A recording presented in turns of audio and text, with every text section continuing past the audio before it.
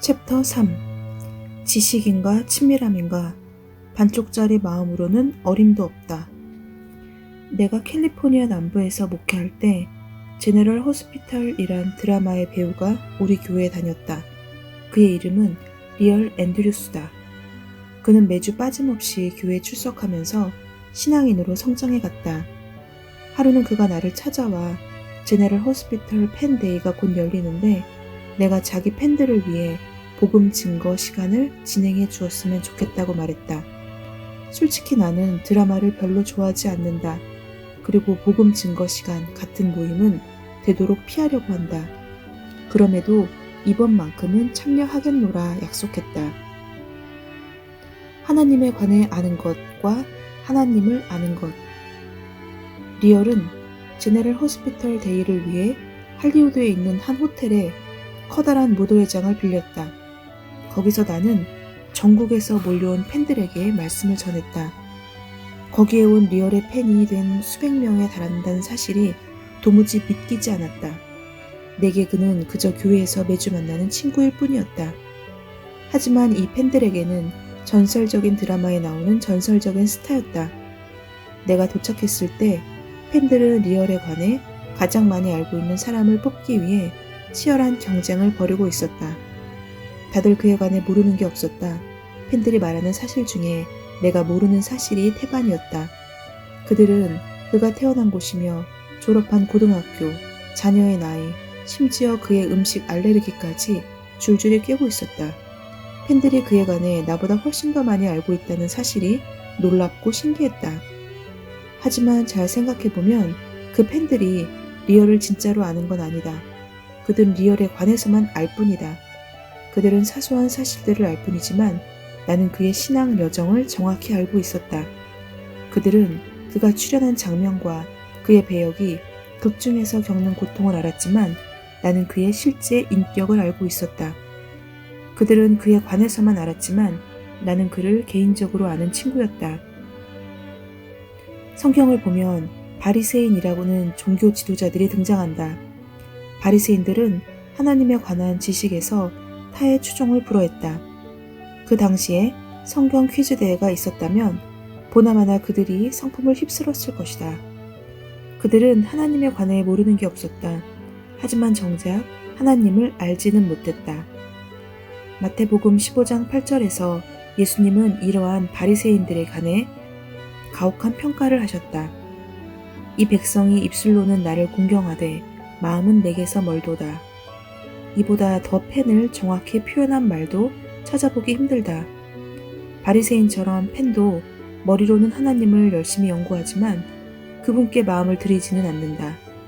하나님에 관한 지식은 넘쳐나지만 하나님을 진정으로 알지는 못한다.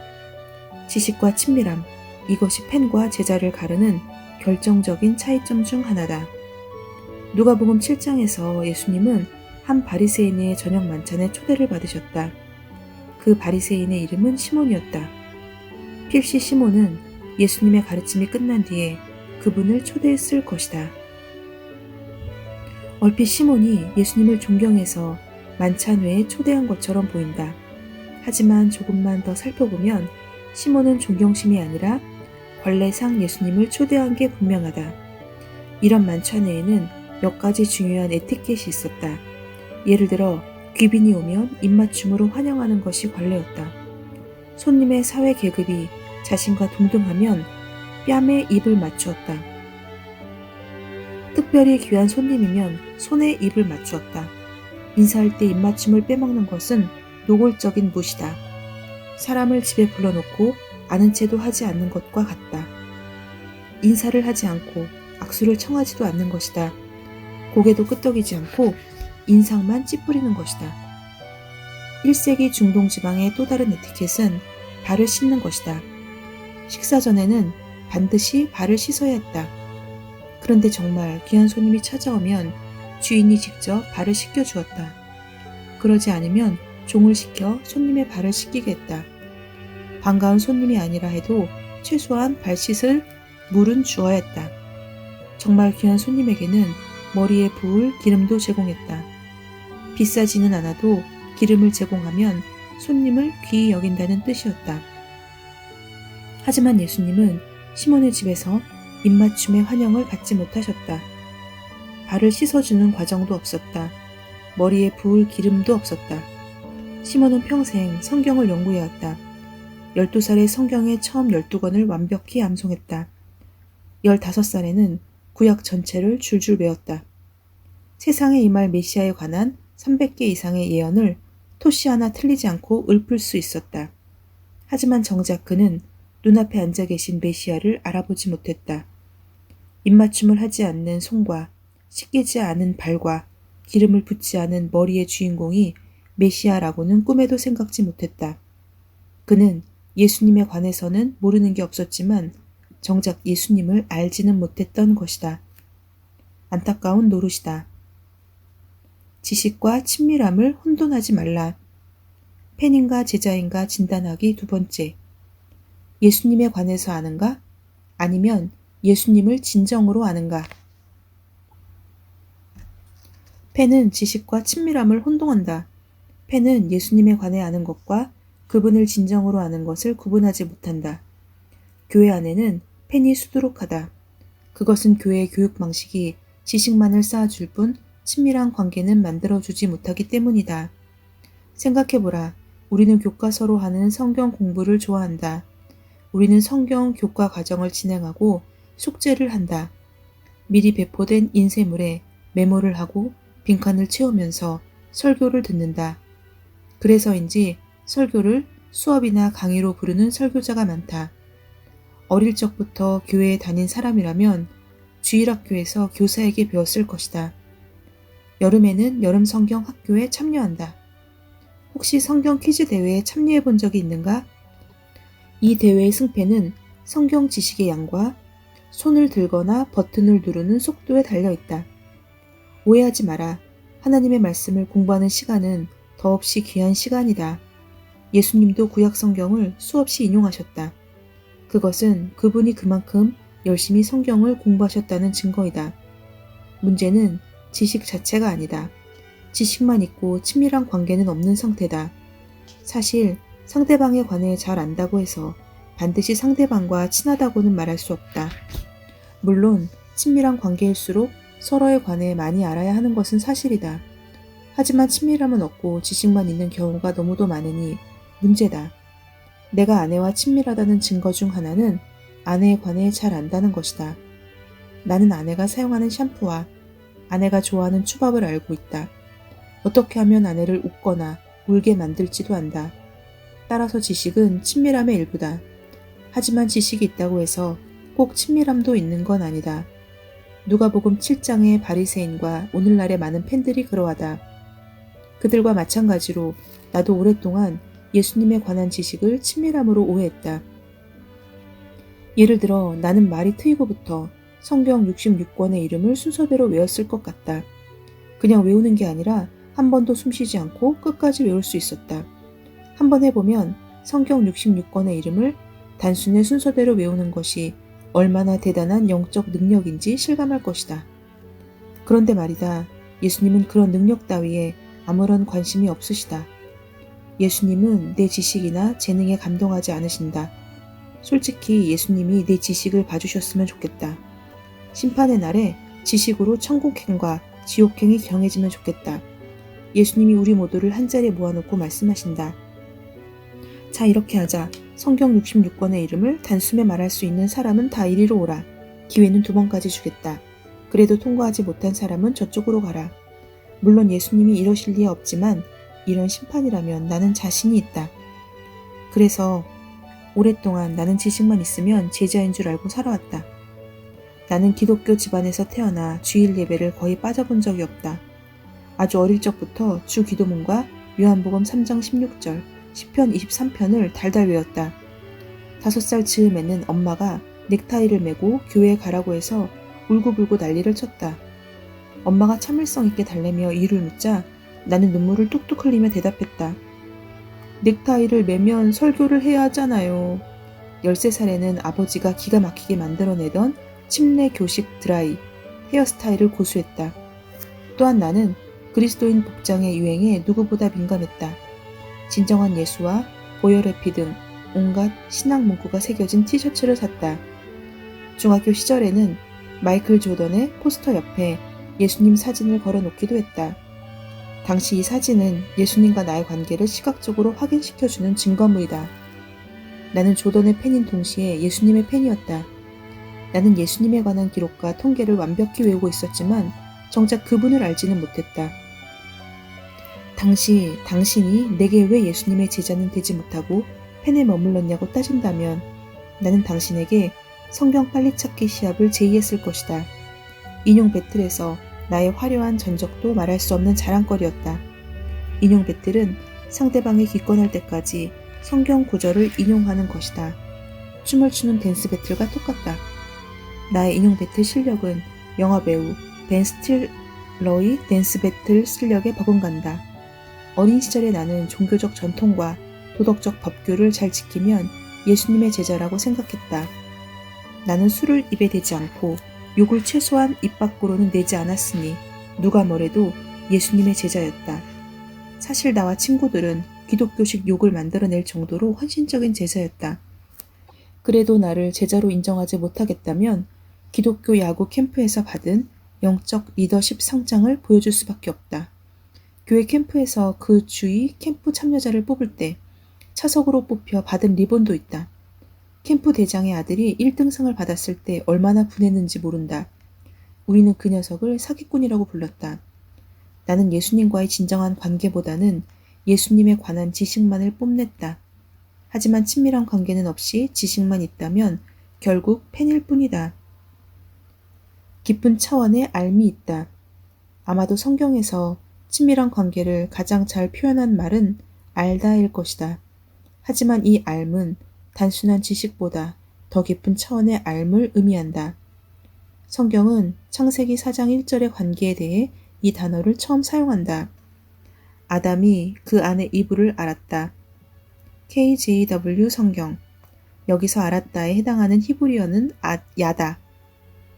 야다는 다음과 같이 정의하는 것이 가장 정확하다. 서로를 완전히 아는 것. 하지만 NIV 성경은 배경 상황을 반영하여 창세기 4장 1절의 야다를 약간 다르게 번역하고 있다. 아담이 그의 아내 하와와 동침함에 그림이 그려지는가? 야다는 가벼운 관계가 아니라 남편과 아내가 지극히 친밀한 관계를 나누는 것이다. 이것은 모든 차원에서 깊이 연합이 이루어지는 것이다. 서로를 완전히 알아가는 것이다. 이 아름다운 그림을 통해 우리는 그리스도를 아는 것의 진정한 의미를 가늠해 볼 수 있다. 성적 관계를 지칭하는 히브리어는 이외에도 많다. 성경의 어떤 부분에서 성관계에 대해 사용된 단어들을 육체적 행위로 지칭한다. 하지만 창세기 4장의 단어는 알다를 의미하는 히브리어 야다다. 이 야다는 단순한 지식을 넘어서는 알을 의미한다. 가장 친밀한 연합을 의미한다. 한 히브리어 학자는 이 단어를 영혼의 뒤엉킴으로 정의한다. 야다는 지식을 넘은 친밀함을 말한다. 알다로 번역되는 이 단어는 남녀 사이의 친밀함을 표현할 때 사용된다. 남녀는 서로를 야다한다. 하나님은 우리에게서 바로 이런 종류의 알을 원하신다. 구약에서 야다의 용례를 찾아보면 하나님과의 관계에서 자주 사용된다는 것을 알 수 있다. 야다는 하나님이 우리를 아시는 삶을 지칭하는 용어로 자주 사용된다. 하나님은 이미 우리를 그런 식으로 하셨다. 시편 139편에서 다윗은 이 단어를 여러 번 사용하여 우리를 향한 하나님의 알을 표현하고 있다. 여호와여, 주께서 나를 살펴보셨으므로 나를 아시나이다. 주께서 내가 앉고 일어섬을 아시고 멀리서도 나의 생각을 밝히 아시오며 나의 모든 길과 내가 눕는 것을 살펴보셨으므로 나의 모든 행위를 익히 아시오니 여호와여, 내 혀의 말을 알지 못하시는 것이 하나도 없으시니이다. 생각해보라. 남편과 아내의 연합이 지칭하는 표현이 하나님과 우리 사이의 알매에 대해서도 똑같이 사용된다. 이 사실을 알고 나서 나는 예수님과의 관계를 바라보는 눈이 달라졌다. 예수님이 제자로서 내게 무엇을 원하시는지 알게 되었다. 예수님에 관해서만 안다고 해서 제자가 아니다. 이제는 예수님을 친밀하게 알아야 제자라는 사실을 이해하게 되었다. 예수님께 친밀한 애정을 표현했던 여인. 누가복음 7장의 바리새인 시몬은 예수님에 관해서는 알았지만 그분을 진정으로 알지는 못했다. 그의 마음은 예수님에게서 멀어져 있었다. 그는 눈앞의 랍비가 자신이 평생 연구해온 약속의 메시아라는 사실을 알아채지 못했다. 누가는 예수님이 이 바리새인의 집에서 식사를 하시던 중 한 여인이 찾아왔다고 말한다. 아마도 사람들을 서로 훤히 볼 수 있는 앞마당에서 식사를 했을 것이다. 그런데 느닷없이 초대받지 않은 손님이 찾아오면서 분위기가 썰렁해진다. 이 순간의 긴장감을 제대로 느끼려면 이 불청객이 그냥 여인이 아니었다는 사실에 주목해야 한다. 37절을 보면 그 여인은 죄를 지은 여자다. 더 정확히 말하면 그녀는 마을 사람이 다 아는 창녀다. 하지만 필시 그녀는 이미 예수님의 가르침을 듣고 마음의 변화를 받은 상태였을 것이다. 그 창녀는 예수님께 어떤 가르침을 듣고 변화를 받았을까? 용서? 예수님의 말씀을 듣다가 하나님의 사랑과 용서를 깨닫고 눈물을 흘렸을까? 구속? 하나님께서 삶에 깨진 조각들을 다시 맞추실 수 있다는 사실을 깨달았을까? 여인은 하나님이 자신을 사랑하신다는 사실, 남들은 다 자신을 버려도 하나님이 그러지 않으셨다는 사실을 깨달았다. 아직 늦지 않았을지 몰라. 나 같은 사람도 그분을 따를 수 있을지 몰라. 여인은 그렇게 속삭였을지도 모른다. 예수님을 다시 보고픈 마음이 간절하다. 그런데 예수님이 시몬이라는 바리새인의 집에서 저녁 식사를 하고 계신다는 소문이 들린다. 바리새인과의 저녁이라 창녀는 죽었다 깨어나도 초대받을 수 없는 자리다. 물론 평소 같으면 그 창녀도 그런 자리에 관심조차 없다. 경멸이 담긴 바리새인의 시선만 받아도 온몸이 쪼그라들 것이다. 그러니 시몬 같은 사람의 근처에는 얼씬도 하지 않는 것이 그녀에게도 이롭다. 하지만 이번만큼은 어쩔 수 없다. 예수님을 꼭 만나야 한다. 창녀가 바리새인의 집 마당으로 들어가기란 여간 곤욕스러운 일이 아니다. 하지만 지금 그녀의 눈에는 예수님 외에 아무것도 보이지 않는다. 창피함 따위는 생각지도 않는다. 어떻게든 예수님을 향한 애정을 표현하고 싶을 마음뿐이다. 그래서 그녀는 무모하고 충동적이고 부적절해 보이는 행동을 한다. 하지만 그 행동이야말로 예수님이 제자에게 원하시는 행동이다. 그 현장을 머릿속에 그려보라. 예수님이 탁자에 몸을 기대어 계신다. 다들 의자에 앉지 않고 쿠션을 댄 팔걸이에 기대어 있다. 사람들의 발은 탁자에서 떨어져 있다. 그때 여인이 다가와 예수님의 먼지 묻은 발 앞에 선다. 순간 장내가 쥐죽은 듯이 조용해진다. 모든 시선이 쏠린다. 다들 여인이 누구인지를 잘 알고 있다. 저 더러운 창녀가 여기서 뭐하고 있는 거야? 여인이 주위를 둘러본다. 익숙한 경멸의 눈빛이 사방에서 자신을 노려본다. 여인을 보기 싫어 아예 두 눈을 감은 사람도 있다. 하지만 예수님의 눈빛을 보니 자신의 마음속에서 벌어진 일을 이미 알고 계시는 듯하다. 따스한 미소, 예수님만큼은 자신을 반기시는 듯하다. 예수님은 사랑하는 딸을 바라보는 인자한 아버지의 눈빛으로 자신을 바라보고 계신다. 자신을 그렇게 바라보는 남자는 여태껏 한 명도 없었다. 그 눈빛에 마음이 녹아내려 눈물이 흐르기 시작한다. 처음에는 몇 방울만 떨어진다. 어느 순간 여인은 땅바닥에 엎드려 예수님의 발에 입을 맞추기 시작한다. 어느새 여인의 얼굴은 온통 눈물바다다. 눈물이 폭포수가 되어 예수님의 먼지 묻은 발을 적신다. 먼지가 묻은 발을 보고서야 여인은 아무도 예수님의 발을 씻어주지 않았다는 사실을 알아챈다. 여인은 수건을 요청할 수 없다. 그래서 자신의 머리카락을 푼다. 당시 여인네들은 반드시 머리카락을 묶고 밖으로 나갔다. 여자가 외간 남자 앞에서 머리카락을 풀어 헤치면 추파를 던지는 행위로 간주되어 이혼을 당해도 할 말이 없었다. 이 창녀가 예수님 앞에서 머리카락을 풀자 곳곳에서 침 삼키는 소리가 들린다. 여인은 눈물로 예수님의 발을 씻고 머리카락으로 닦아낸다. 이어서 누가는 여인이 향유를 담은 옥합을 가져왔다고 말한다. 이 향유는 여인의 목 주위에 바르는 일종의 향수였을 가능성이 높다. 짐작했을지 모르겠지만 여인의 직업상 향수는 매우 중요한 물건이다. 하루에 한 방울만 뿌려도 수많은 남자를 상대할 수 있었을 것이다. 하지만 지금 그 귀한 향수를 통째로 붓고 있다. 여인은 향수, 아니 자신의 삶 전체를 예수님의 발에 붓고 몇 번이고 입을 맞춘다. 이 이야기의 끝부분에서 예수님이 시몬에게 말씀하신다. 이 여자를 보느냐? 내가 내 집에 들어올 때 너는 내게 발 씻을 물도 주지 아니하였으되 이 여자는 눈물로 내 발을 적시고 그 머리털로 닦았으며 너는 내게 입맞추지 아니하였으되 그는 내가 들어올 때부터 내 발에 입맞추기를 그치지 아니하였으며 너는 내 머리에 감람류도 붓지 아니하였으되 그는 향유를 내 발에 부었느니라. 누가복음 7장 44절로 46절. 결국 모든 지식을 갖춘 종교 지도자는 팬이었고 예수님께 친밀한 애정을 표현했던 청년은 제자로 판명이 났다. 이제 우리 자신에게 물어보자. 나는 이 이야기에서 어떤 인물에 가까운가? 누가복음 7장의 이 여인처럼 예수님과 친밀한 시간을 보낸 적이 있는가? 예수님 앞에 자신을 완전히 쏟아낸 적이 있는가? 눈물을 흘리며 예수님께 사랑의 표현을 해본 적이 있는가? 창피를 무릅쓰고 예수님께 애정을 표해본 적이 있는가? 다시 말해 예수님에 관해서가 아니라 예수님을 진정으로 알고 있는가? 아멘.